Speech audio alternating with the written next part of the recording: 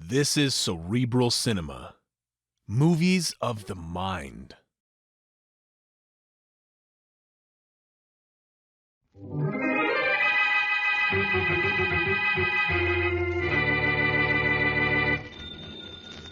Wait a second, Joe. There's my phone. All right. Arden's Meat Market. Good morning. Good morning, Mr. Arden. I think you have a lamb roast for me today. This is Mrs. Brown. You can have anything you want, Miss Brown. You know that. Anything I have, you can have. How many pounds? Oh, 11 or 12. I'll fix you up and send it right over. Thank you, Miss Brown. Goodbye. Bye. Well, Joe, I'm ready for you now. Good enough. Take the package, will you? Okay. Oh. Has the stuff I talked to you about on the phone. Right. Kind of big, but we'll handle it. Now, how's everything out at the farm? Oh, it's fine. Mom and Dad said say hello. Tell them hello for me, too. Okay, thanks. Well, I'll see you tomorrow. Goodbye, Joe. Bye, Mr. Arden. Oh. That's going to be something to carry into the back room. Hey, Bill, open the door. What's the matter, Arden? Can't you? Oh, here, let me help you. Oh, no, it's all right. I'll just dump it on the table here. Okay.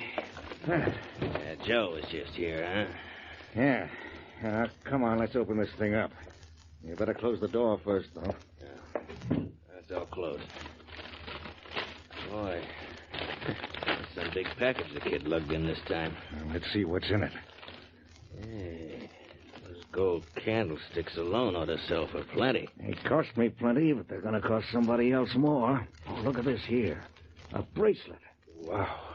Hey, get a load of those diamonds. Yeah, we'll get a load of dough for that bracelet when we sell it to some sucker. Yeah. What else did Joe bring us this time? Yeah, look at what's in this case. Hey, pearls. Matched pearls. The best-looking necklace I've seen in years. That's not bad. What we get for it won't be bad either. Joe delivered the goods again, didn't he, huh? Yeah. Smart boy, that Joe. Smart boy. We must remember to take care of him.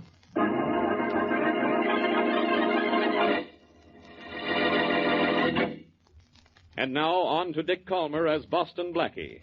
Enemy to those who make him an enemy. Friend to those who have no friend.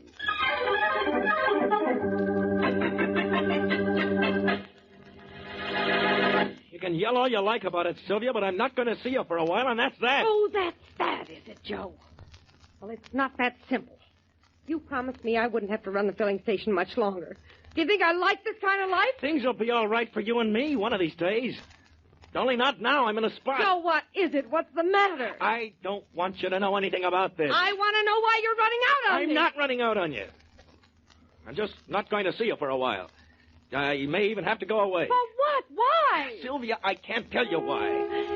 Somebody outside wants gasoline. Let him go someplace else. I want to know what you're trying to do. I've got to know. I can't tell you. Joe, listen to me. I've worked like a slave for 3 years in this place. I've saved my money. I've done everything I could so that we could get married and have a little security in back of us. I'm not going to let you walk out on me like this. Why doesn't that guy out there go away? Sylvia, I'm not walking out on you. I'm just taking a vacation. Call it that. You can call it that if you want to. I say you're trying to get rid of me. I'm not. We just can't get married now. In fact, it's not even right for us to see each other for a while. Sylvia, go on out and see what he wants. Have you walk out the back way? Okay, I'll go out, Joe. But if you do walk out on me, you'll be awful sorry you did.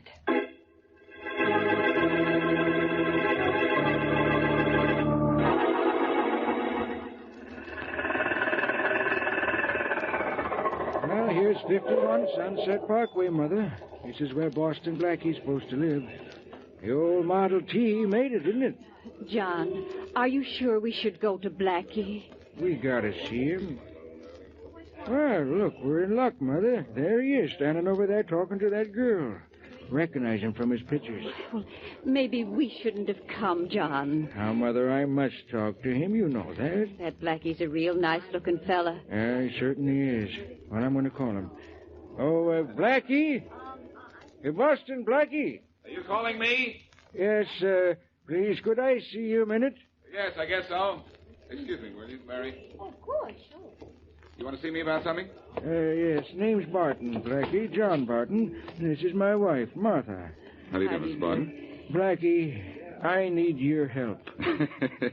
Doing what, Mr. Barton? Buying a new car? Yours looks as if it was 20 years old. Well, darn there is. But it runs. Haven't seen a Model T outside a museum in 10 years. John, maybe we'd better not bother Blackie with this. We got her, Mother. Blackie, my son is missing. Your son is missing? How long? Been gone for 24 hours. He's an adopted son, Blackie, and a little wild. But he's a good boy. He's never done this to us before. Well, it's probably not serious. But even if it is, I'm not the one to see. You ought to go to the police. Oh, we're going to the police, all right, Blackie, but we wanted to come to you first. You see, we run a small motel, tourist cabins, out on Highway 19, about 10 miles outside of town. I see. Joe, that's our boy, has certain duties around the place every evening, and he's never failed to show up for work until now. But what does your son look like? He's tall, slender, straight black hair, rather nice looking. He's pale, though. He suffers from asthma, something awful. He has to carry a bottle of pills around with him all the time. I don't know how that would help. Well, look, do you know of any reason why he might have, run away? Oh, he seemed perfectly contented at the tourist cabin. Might have been because of Sylvia, though. Who's Sylvia? His girl. She runs a filling station down the road from us. They had a terrible fight yesterday. Then yesterday afternoon, she got a phone call from some man who told her Joe was at the bus terminal buying a ticket. Well, that should make it obvious to you that he's run away. No, we don't think so. Joe couldn't ride on buses. He said it bothered his asthma.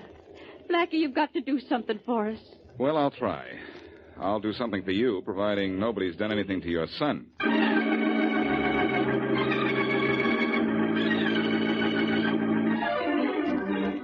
Leaving from Ramp 6 for Buffalo, Cleveland, Chicago, and St. Louis. Now, Blackie, what else can I do for you? I don't know. You told me you didn't sell a bus ticket yesterday afternoon to anyone answering that description I just gave you. No, I didn't, sir. I'm sorry I can't help you. Well, why don't you ask one of the other agents? He might have bought a ticket at some other window. I've asked at all the other windows. Well, if your man bought a ticket anywhere between noon and 9 in the evening, he bought it from one of us. Well, thanks. Thanks a lot. Come on, That's Mary. all right.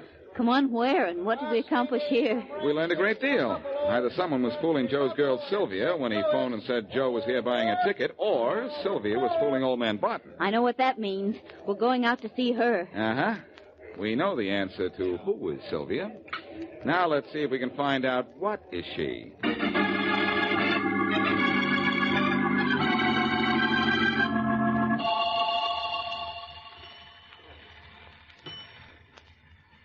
There you are, mister. Thanks, full. Thanks, sister. Here's your money. Check your oil? No, thanks. Water? Battery? No. Hey, sure you got the cap and the gas tank good and tight. That's the first thing I learned in this business, mister. Okay. So long. Call again. Okay, you're next. How many? Not too many. Too many questions, I mean. Is your name Sylvia? Yeah. Well, I'm Boston Blackie. This is Miss Wesley. Hello, Well, Sylvia. Boston Blackie. Oh, I heard of you. You too, Miss Wesley. Well, thank you. Look, Sylvia, you're Joe Barton's girl, aren't you? I was, till yesterday. How'd you know? His mother and father told me. They're afraid something's happened to him, and I'm trying to find him. Well, it'll be easy to spot if you get close enough to him. He's always taking a pill for his asthma. He never goes any place without a bottle of those pills. They don't do him no good, though. Look, Sylvia, did Joe give you any reason why he had to run away? Yeah, he did, kind of. He said he was in a jam. What kind, Sylvia? Did he say? No, Miss Wesley, that's all he says. But he acted scared. So I guess he is in a jam, a bad one, too. That's getting more obvious every minute. Who phoned you and told you Joe was buying a ticket at the bus terminal? I don't know, he didn't say. Would you recognize the voice if you heard it again? Maybe. I'm not sure. It's a funny thing, though. While the guy was talking to me, I heard a clock strike 3, but it was 4 o'clock. Mm-hmm. Oh, fill her up, will you? I think it'll take about 12 to 13 gallons. Okay, check your oil, battery, water. Yes, you might as well. Say, how far is it to the motel that Joe's dad and mother run? 2 miles. Take the back road to save time. Nobody travels it, but it cuts off about half a mile. Thanks. I won't ask, Blackie. I know. That's where we're going next.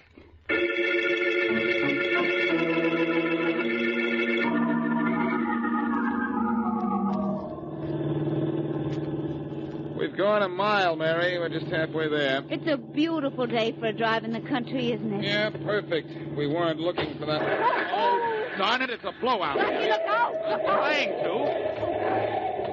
Oh, gee whiz. We just stopped in time, didn't we? Almost went off the road. Say, that was close. That was too close. I'm shaking. I'm burning. We ran over something back there on the road. That's what blew out the tire. Come on, let's see what it was. Okay, I think I heard the noise of whatever it was. It sounded like breaking glass to me. Yeah, I think it was, too. But it must have been a small piece of glass. I didn't see anything on the road. Where was it, you think? About here? No, a little farther back, I think. About there.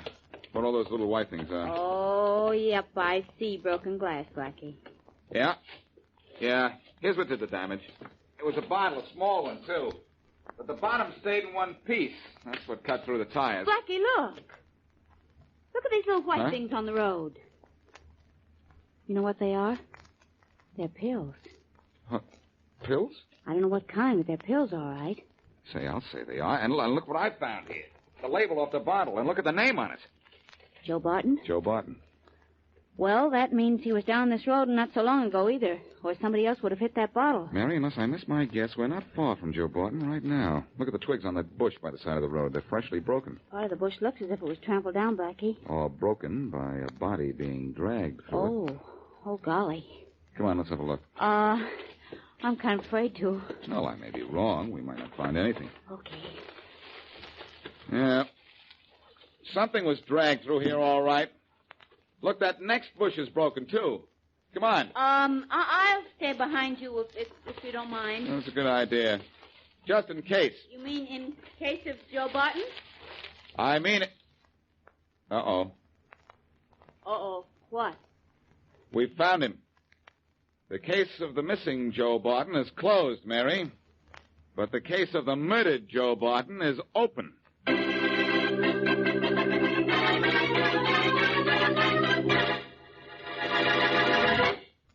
And now, back to Boston Blackie.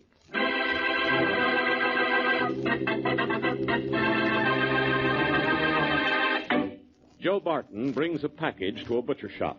But in the package are stolen jewels and silverware.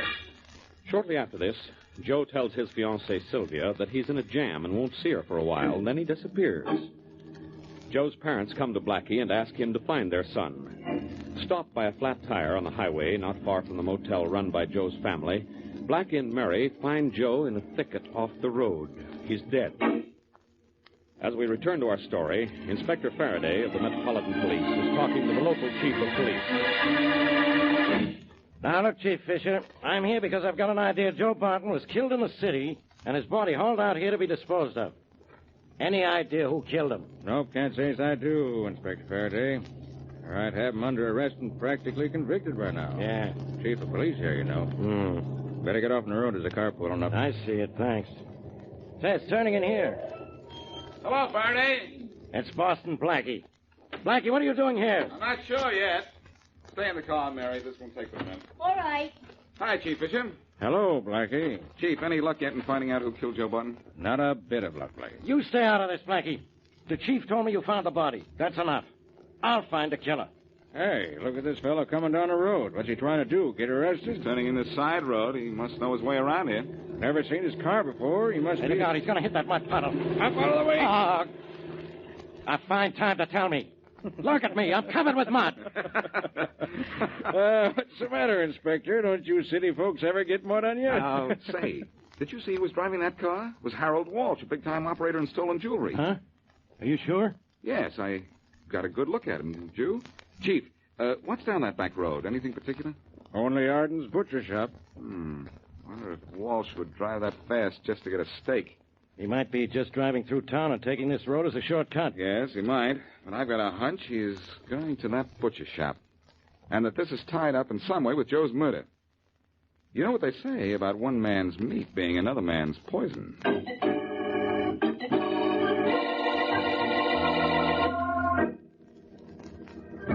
All right, Mr. Walsh. You want the candlesticks and the bracelet and the necklace. That'll be $10,000. No good, Arden. That's too much.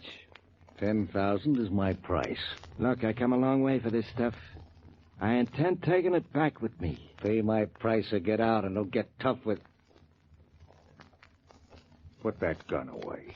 I will, when we've made our deal. If you won't take reasonable dough for it, I'll take it for nothing. And you don't dare squawk. Keep your hands off that stuff. Oh, you got a gun too, have you? Drop it. I said drop it. The next time I shoot, I won't miss. That's a good boy. Now turn your back and face the wall. That's nice going. How was that, eh? You crept up in back of him awful quiet, and you sure hit him awful hard. The guy's got a hard head on him. Think I bent this piece of pipe on it. Come on, let's pick him up and get him out. Yeah. Hey. Wait a minute. What's the matter? Plenty. You hit him too hard, Bill. He's dead.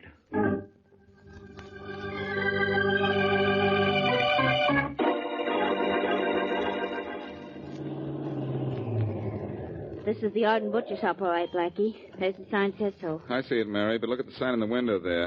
It says the shop will be closed till 5. Oh, dear, and it's just a little after 4:30 now. Well, what'll we do, wait? No, that's nothing but a waste of time. Let's go back down the highway and see Mr. and Mrs. Barton. Well, what for? We've got nothing to tell them about their son's murder. Maybe not, but maybe they've got something to tell us.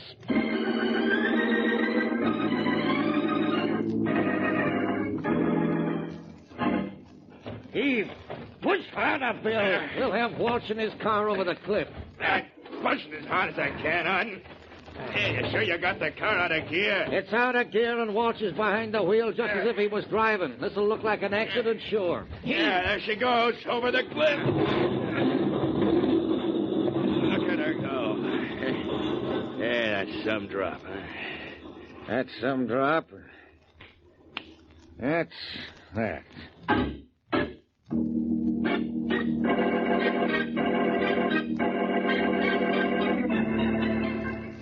Well, Blackie, you and Miss Wesley have seen all around our tourist camp. It was kept a little better when Joe was around. How'd you like it? Nice place you have here, Barton. I like those little cabins under the pine trees best of all. Oh, they're everybody's favorite, Miss Wesley. Well, come on in the house, both of you. Mother and I are having milk and biscuits.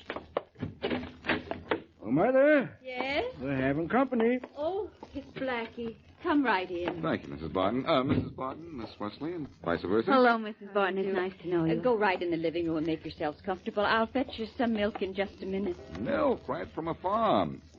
That's supply and demand all in one place. I'm a homemade cookie fan myself. I hope you'll like... Oh, look who's coming across the yard. It's Mr. Fisher, the chief of police. And he looks excited, too. Hello, Looking for someone, Chief Fisher? Yes, Blackie. I saw your car out front. I got something to tell you. What?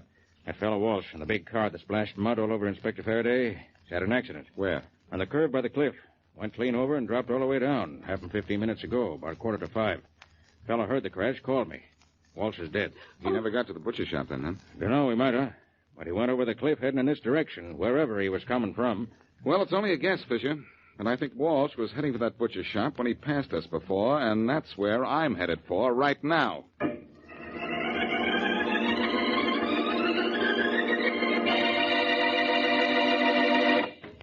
Hey, Bill, where are you? Right here, Arden. What's up? We're closing up this butcher shop. Think we better get rid of that stuff in the back. I'm nervous about Walsh. Why be nervous about him? Looked like an accident, all right. Maybe so, but let's lock up and blow the joint. Boston Blackie's in town, so's Inspector Faraday, both working on Joe's murder. Hey, wait. I'll lock up this front door. That's it. I'll pull down the shades and let's go in back. Come on, make it snap. Hey, you sure the jitter's all right? Well, I won't have as soon as we get that stuff out of the back room. Yeah, what are we going to do with it? I don't know. Come on in back and let's figure out what to do. Okay. Close the door. Sure. Yeah, maybe we should let Walsh have that stuff at his price. Now, we wouldn't do so much worrying about it right now. Maybe. Hello, boys. Huh? Who are you? Boston Blackie. You know me, don't you, Arden? Yeah. How'd you get in here? The outside door was locked. With a lock an amateur could pick, and I'm no amateur. What do you want?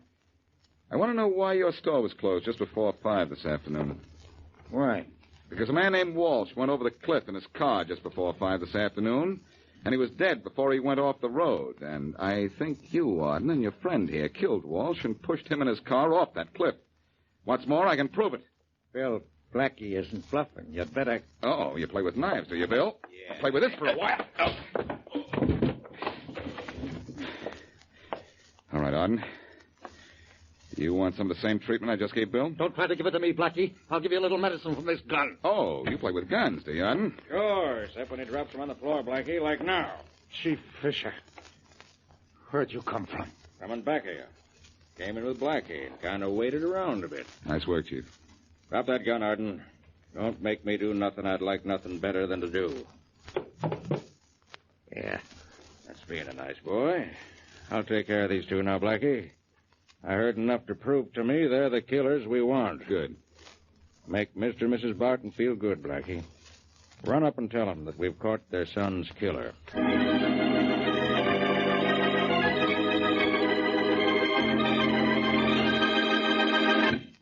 Mother? Yeah? Blackie's found out who killed Joe. Oh. He and Miss Wesley are here to tell us all about it. I told you he'd find out, and he did. Oh, I'm glad. It doesn't bring Joe back to us, but I wanted his killer to be caught. Did you just find out, Blackie? I've known for just about an hour, Mrs. Barton. Chief Fisher and I caught the killers at 6 o'clock, which is just an hour ago. Who killed him, Blackie?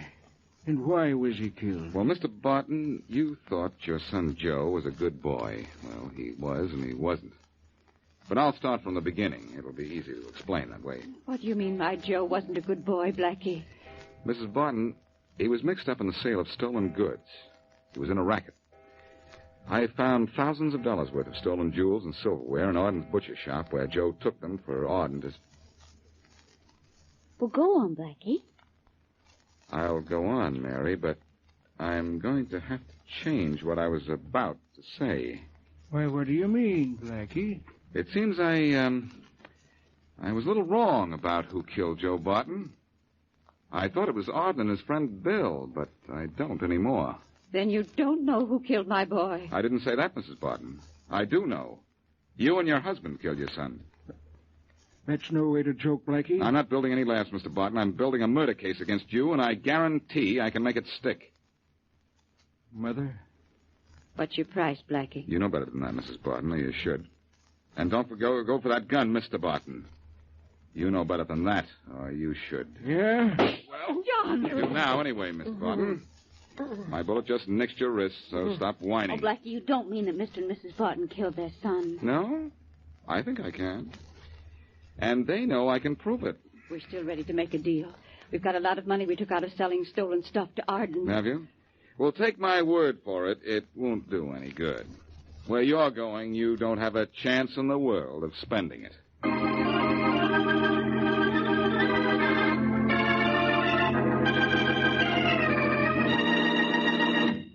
Blackie, it's question time.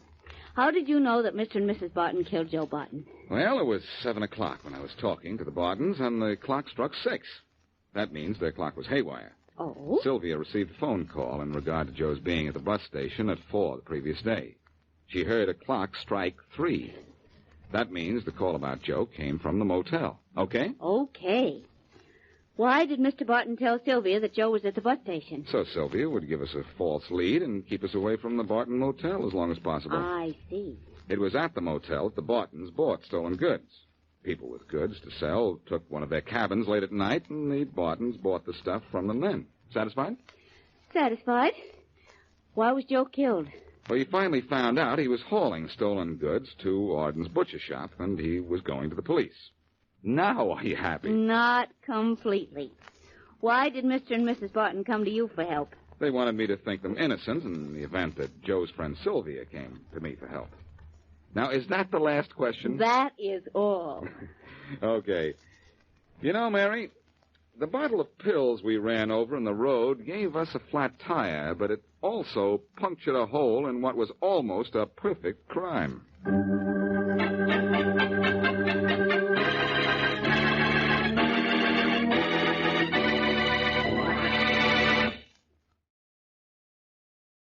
Cerebral Cinema hopes you have enjoyed this movie of the mind.